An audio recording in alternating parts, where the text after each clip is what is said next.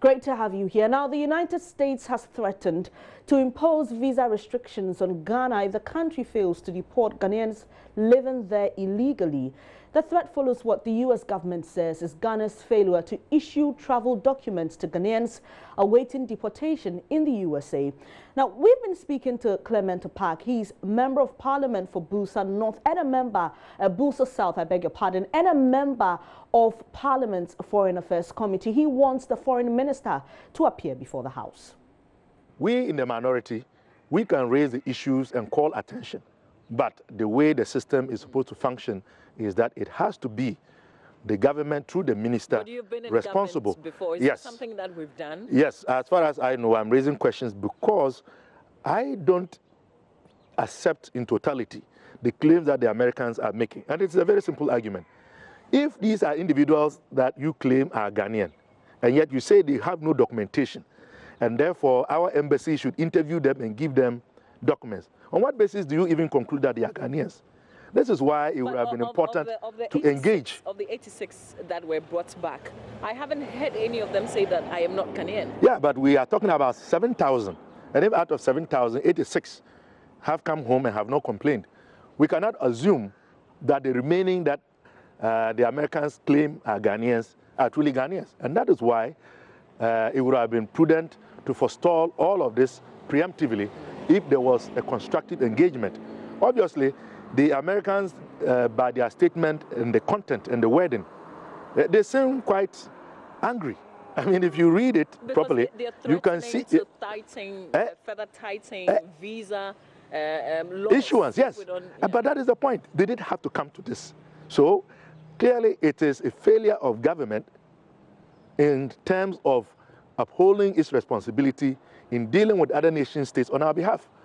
As a member of the opposition, I can only raise these issues. And I think that government should not shut the door on the opposition when we raise legitimate issues. There is no reason why the ministry could not have come out to clarify, to put out a statement. Government could not have come out to make a statement on this issue when Ghana's ambassador to the U.S. had cause to publicly complain about the pressures that the Americans were exerting on him.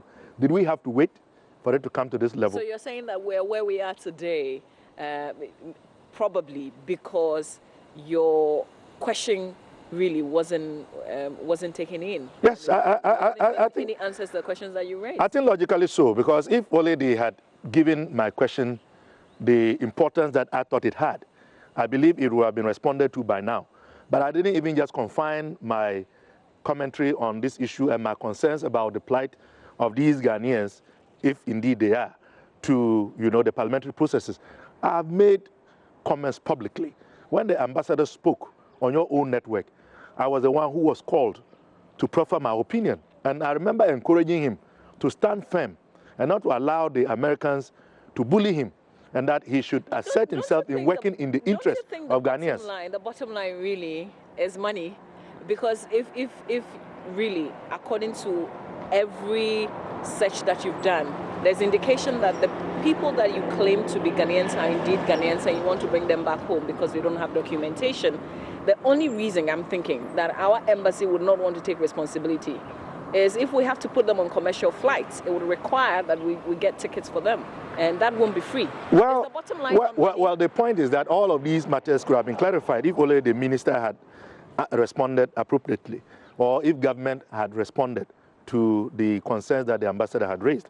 But be as it may, the first batch that came at the 86, they were brought in a chartered flight.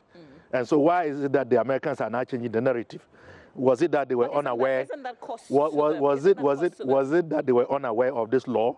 So if they did it before by bringing so-called Ghanaians who were not permitted to be in the U.S. by a chartered flight, why are they now trying to change the rudiments of the game? And these are all legitimate questions that I felt should have been answered either by the minister and or the ambassador if he had appeared before the parliamentary subcommittee. Okay, so we are where we are today. Who can best answer these questions that you're raising? It's obvious. It has to be the Minister for Foreign Affairs and Regional Integration. This is squarely her portfolio. It is squarely her responsibility, and I'm disappointed that she had allowed this to fester to a stage where we are now being threatened by the Americans. Can your committee, can Parliament do anything now? Yes, Parliament definitely can always do a lot. As I speak now, Parliament has the capacity to summon the minister to appear before the August House, even tomorrow or perhaps Monday, to deal with this matter because it has assumed a level of ultimate agency. And indeed, the subcommittee can also summon both the minister and invite the American ambassador to the committee to come and, present to the committee what the issue is and to look at how best it can be handled. But I think it's a very worrisome development that requires urgent attention.